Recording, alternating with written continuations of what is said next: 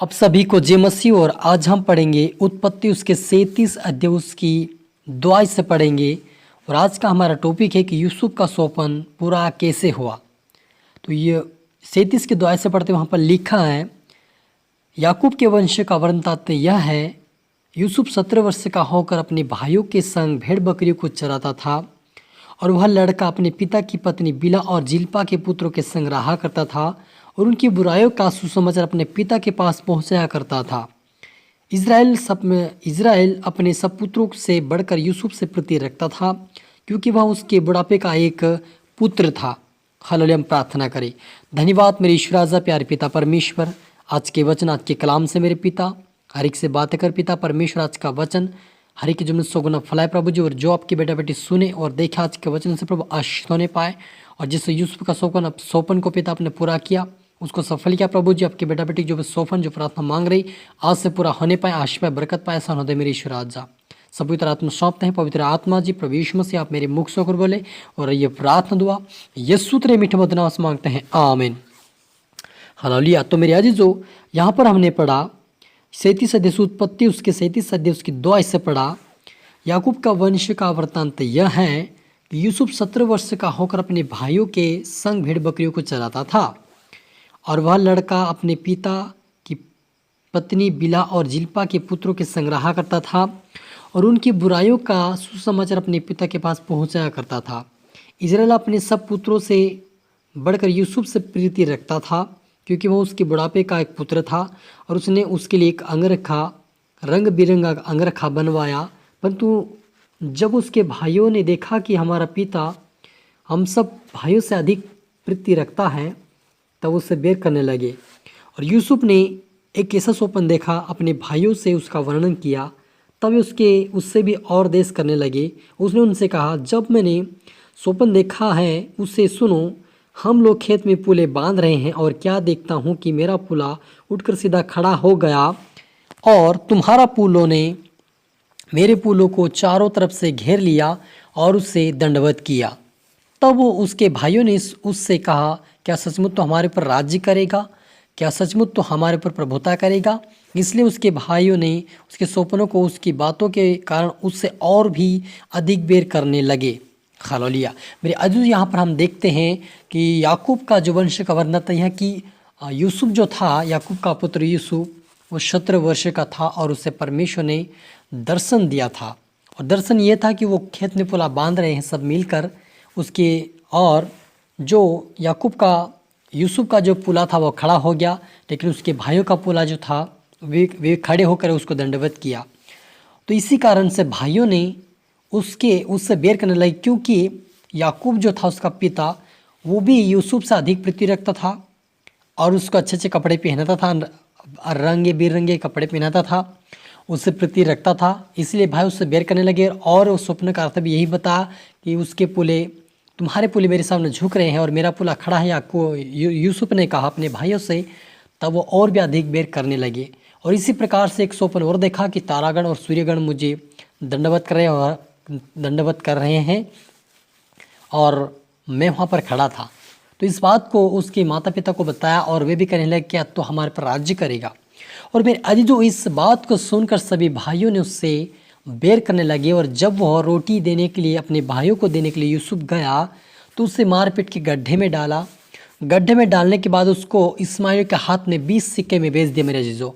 और जब वहाँ से वो बेचा गया, तब वह जाकर, जब हम आगे पढ़ते 38 अध्याय 39 अध्याय 40 के अंदर जब पढ़ते, वहाँ पर ये वचनों को लिखा है, तो वहाँ पर उसको बेच दिया गया और इस्माइल ने जाकर पोतीफर की पत्नी को बेच दिया।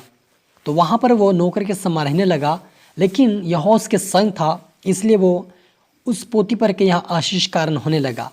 और पोतीफर ने देखा कि इसके कारण मेरे घर में आशीष आए हैं, इसलिए उसको अधिकार दिया घर के अंदर और सारे धन संपत्ति के ऊपर उसको अधिकार दे दिया कि तू उसको संभाल और तू ही इसका रक्षा कर।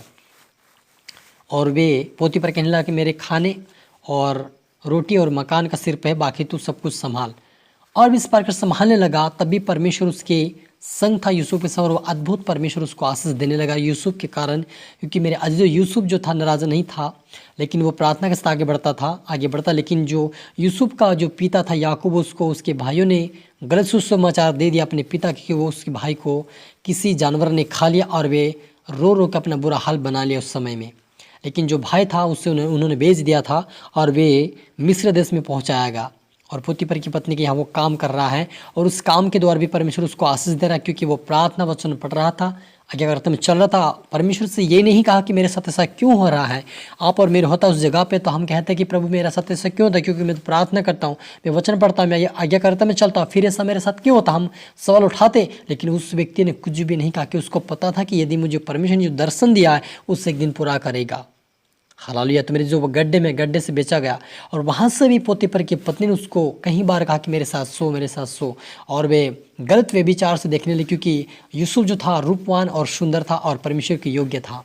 लेकिन वो परमेश्वर डरता था, इसलिए वो कहा कि मैं ऐसा पाप आपके साथ ऐसा पाप मैं नहीं कर सकता, क्योंकि यहोवा की दृष्टि में मैं दुष्टता का काम मैं नहीं कर सकता। और वे कहने लगा कि जो स्वामी मेरा है वो कुछ नहीं जानता है, सब कुछ मेरे हाथ में दिया है, लेकिन मैं ऐसा काम नहीं करूँगा। और वहाँ से वो भाग निकला मेरे जीजो। लेकिन जो भाग के निकला तो उस पोतीफर की जो पत्नी थी उसके हाथ में उसका कपड़ा अंगरखा था, वो उसके हाथ में रह गया। और उन्होंने चिल्ला कर लोगों को इकट्ठा कर लिया, कहने लगी कि ये मेरे साथ गलत व्यवहार के साथ आया था, मेरे साथ सोने के लिए आया था। इस प्रकार से उसके ऊपर दोष लगाया, जबकि वो उससे पाप से भाग निकला। और उस कारण उस पोतीफर ने उस यूसुफ को जेल में भेज दिया मेरे जीजो। तो मेरे जीजो, यहाँ पर हम देखते हैं कि यूसुफ इतना वफादारी के साथ, ईमानदारी के साथ परमेश्वर के सम्मुख बना हुआ है, फिर भी उसके साथ इतना बड़ी हादसा हुआ कि उसको व्यभिचार का उसके ऊपर दोष लगा दिया गया और वह जेल चला गया। लेकिन फिर भी वो परमेश्वर उसके संग है, क्योंकि लिखा है कि परमेश्वर के संग है। फिर भी जब हम 39 के अंदर पढ़ते हैं वहाँ पर लिखा कि फिर भी उसके संग परमेश्वर था। क्यों था? क्योंकि वो प्रार्थना में था, वचनों में था, या कार्य में था, इसलिए परमेश्वर के संग जेल के अंदर भी है। और जब जेल के अंदर भी गया, वहाँ पर भी परमेश्वर के दूतों ने ऐसा काम किया, परमेश्वर ने ऐसा काम किया कि वहाँ पर भी दरोगा को बुद्धि ज्ञान परमेश्वर ने दिया, और उसके यूसुफ के ऊपर उस दरोगा की दृष्टि हुई, और उन्होंने वहाँ पर भी अधिकार दे दिया कि तू इन सारे कैदियों को तो क्या कर, उनकी रक्षा कर, इनको तो देखभाल कर, उनको तो खाना पानी दे। उसको ये अधिकार दी मेरे जो जेल के अंदर भी। और वहाँ से परमेश्वर उसे फिर उनके दोबारा उसे बाहर निकाला, और परमेश्वर ने उसे एक दिन प्रधानमंत्री बनाया मेरे जीजो। क्यों बनाया? क्योंकि वो वफादार के साथ चल रहा था और परमेश्वर की इच्छाओं को पूरी कर रहा था। और जब उन्होंने 17 वर्ष की उम्र में स्वप्न को देखा था, और वे मान के चलो कि 34 उसके दुगना कर दो, अब 34-35 साल के अंदर जाकर वो यानी कि वो डबल गुना उन्होंने मुसीबत उठाया, समस्या में गया, गड्ढे में गया, जेल में गया, उसके बाद मुसीबत खाते हुए भी राजा के पास गया, वहाँ पर जाकर उसको प्रधानमंत्री बनाया परमेश्वर। तो मेरे जी जो परमेश्वर आप और मेरे लिए बहुत बड़ा उपाय आप और मेरे लिए रखा है। परमेश्वर आप और मेरे लिए परमेश्वर पहले चिंता करके रखा कि हमारे क्या क्या आवश्यकता है और हमें किस चीज़ों की आवश्यकता है और कहाँ पर इसको खड़ा करना परमेश्वर जानता है।